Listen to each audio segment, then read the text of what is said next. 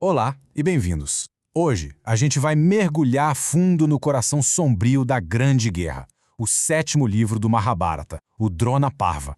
E olha, este não é só um capítulo sobre batalhas. É sobre a honra se desfazendo, sobre o custo terrível da vingança e sobre a devastação que um mestre, levado ao seu limite, pode causar. A guerra já dura 10 dias, e o que parecia impossível aconteceu. Bhishma, o avô, o pilar do exército Kaurava, caiu. E como Sanjaya descreve tão bem, com ele, foi-se embora a esperança da vitória. O exército está totalmente desmoralizado. É nesse vácuo de poder, nesse desespero, que a guerra vai entrar na sua fase mais brutal e trágica. Para a gente entender essa história, vamos separar a ascensão e a queda de Drona em 5 atos. Primeiro, como ele assume o comando. Depois, a morte de Abhimanyu, numa armadilha terrível. Aí vem o voto de vingança de Arjuna, a batalha caótica que acontece na escuridão e, por fim, a queda controversa do grande mestre. Com Bhisma fora de combate, Duryodhana precisa de um novo comandante e rápido. E quem seria melhor que Dronacharya, o grande mestre de armas que treinou tanto os Pandavas quanto os Kauravas? É, um professor reverenciado, agora no comando de um exército que ele mesmo formou. Drona é um estrategista simplesmente brilhante. Ele sabe que tentar matar os Pandavas um por um é quase impossível, vai levar muito tempo. Mas, e se ele capturar Yudhishthira, o rei, vivo? A guerra acaba na hora. A captura do rei significa a rendição de todo o exército, e esse passa a ser o objetivo principal dele. Só que Drona coloca uma condição, e é uma condição fascinante. Ele admite, na cara de todo mundo, que só consegue capturar Yudhishthira se Arjuna for atraído para longe. Pensa só nisso. Não é só uma estratégia. É o maior elogio que um mestre poderia fazer ao seu melhor aluno. Drona sabe que enquanto Arjuna estiver protegendo o irmão, o rei é intocável. A guerra, a partir daqui, vira um jogo para isolar o Arjuna. E é exatamente essa estratégia de afastar o Arjuna que vai levar ao momento mais comovente e trágico do Drona Parva. No 13º dia, um grupo de guerreiros desafia Arjuna para um combate longe do campo principal, e ele é forçado a ir. Com Arjuna longe, Drona finalmente arma a sua armadilha mortal. Drona cria o Chakravyuha, a famosa formação em disco. É uma obra-prima da estratégia militar, um labirinto mortal de soldados que não para de se mover. E ele sabe que no exército Pandava só 2 pessoas sabem como entrar nessa formação: Arjuna, que não tá lá, e o jovem filho de Arjuna, Abhimanyu. O Chakravyuha é letal.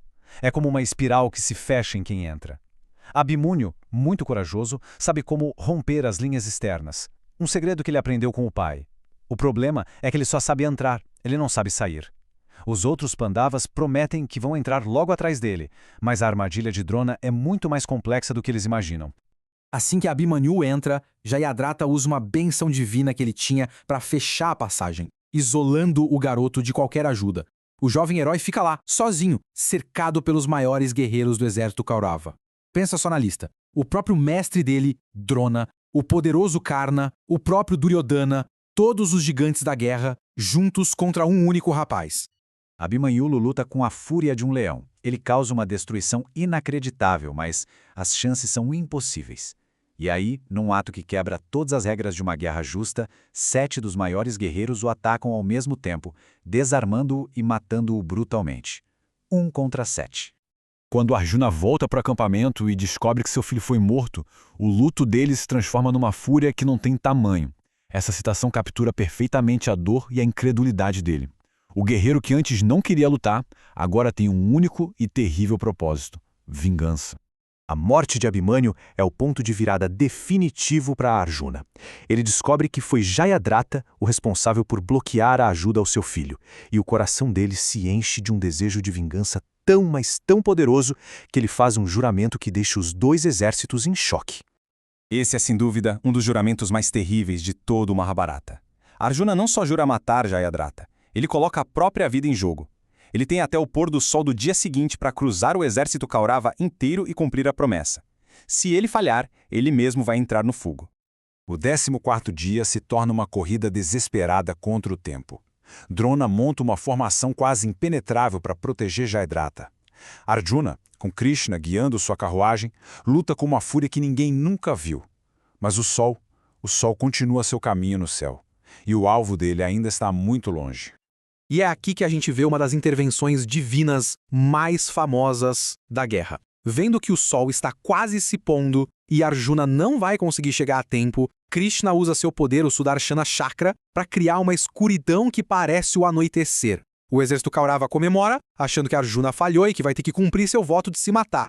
E aqui a gente vê o contraste perfeito entre a paixão humana e a estratégia divina, né? De um lado, o voto de Arjuna, movido por pura dor. Do outro, o plano de Krishna, pura tática. Enquanto os Kauravas e o próprio Jayadratha comemoram e baixam a guarda, Krishna desfaz a ilusão. O sol volta a brilhar no céu, revelando um Jayadratha totalmente exposto. E é nesse instante que Arjuna dispara a flecha e cumpre o seu voto.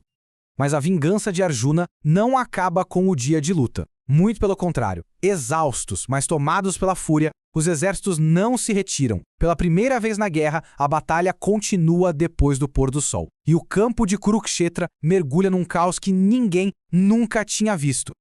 A luta à noite é um verdadeiro inferno. As regras de combate foram todas abandonadas. Na escuridão, guerreiros matam amigos e inimigos sem nem saber quem é quem. E é na escuridão que os Rakshasas, como o Ghatotkacha, o filho de Bhima, chegam ao auge do seu poder, se tornando forças aterrorizantes, quase invencíveis. Krishna, sempre o mestre estrategista, vê uma oportunidade no meio da tragédia. Ele sabe que Karna tem guardada a Vasava Shakti, uma arma divina que nunca erra, e ele está guardando para usar contra Arjuna. Naquela noite, Ghatotkacha está tão devastador que Duryodhana implora para Karna usar sua arma suprema. Karna não quer, mas para salvar o exército, ele lança. Ghatotkacha morre, mas o sacrifício dele neutraliza a maior ameaça que existia contra Arjuna. A guerra se arrasta até o 15º dia. Drona, exausto e desmoralizado, ainda é uma força da natureza no campo de batalha. Krishna percebe que ele não pode ser derrotado de forma convencional. A fraqueza dele não é militar, é emocional. O amor por seu filho, Ashwatthama. E aqui o plano cruel se desenrola. Drona ouve o grito de Bhima, mas não acredita. Ele sabe que a única pessoa que nunca mentiria é o justo Yudhishthira. Pressionado por Krishna, Yudhishthira diz: Ashwatthama está morto, mas ele sussurra a parte, o elefante.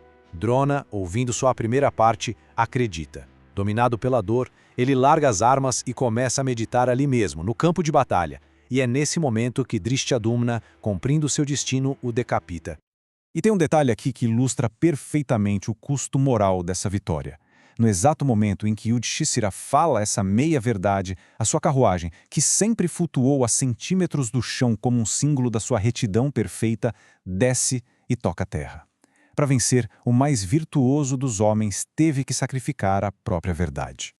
Essa fala do Krishna resume de forma perfeita a filosofia sombria do Dronaparva. Ele aconselha os Pandavas a deixarem o Dharma, a retidão, de lado em nome da sobrevivência e da vitória. Numa guerra total, as linhas entre o certo e o errado ficam perigosamente borradas. A vitória exige sacrifícios que mancham a alma.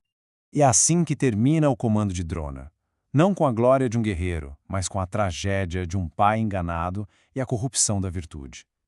O Dronaparva nos deixa com essa pergunta, uma pergunta que incomoda, mostrando que no fogo da destruição, às vezes as maiores perdas não são no campo de batalha, mas sim dentro de nós mesmos.